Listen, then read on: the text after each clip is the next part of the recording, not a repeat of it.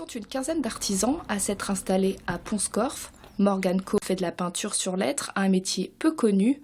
Originaire des Vosges, elle est arrivée en Bretagne en septembre dernier. C'est le directeur des métiers d'art Lorraine qui m'a dit « Est-ce que vous connaissez Pont-Scorff ? Il y a des ateliers ?» Et puis c'était à peu près dans le secteur où je voulais m'installer pour rayonner sur la Bretagne.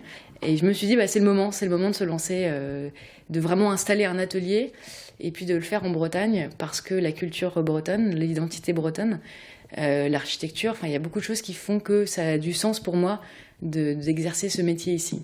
Labellisée ville d'art et de culture, Pont-Scorff a vu son développement culturel s'accélérer par la mise en place de 3 lieux, le théâtre du Strapontin, l'atelier d'Étienne et la cour des métiers d'art, tout ça à l'initiative du maire Pierrick Nevanen. Pont-Scorff a acquis, je pense, une notoriété, si vous voulez, autour du phénomène culturel, en insistant beaucoup sur conservation du patrimoine mêlé, si vous voulez, à une recherche très contemporaine. Les gens passent un moment, on arrive à les fixer plus longtemps, si vous voulez, pour qu'ils puissent découvrir un petit peu tout ce qu'il y a à voir à Pont-Scorff. Et en général, ils sont très très étonnés par la multitude des choses que l'on peut découvrir.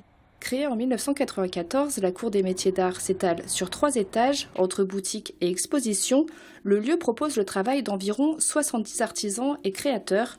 Mais ce n'est pas sa seule vocation. On a aussi vocation à être un peu une courroie de transmission sur ce qui se passe sur Pont-Scorff, bien au-delà de la Cour des métiers d'art, de nos collègues créateurs, chacun dans leurs ateliers, mais aussi de l'espace Pierre de Grove, mais aussi de l'atelier d'Étienne, du Strapontin, de tout ce qui peut se passer sur Pont-Scorff.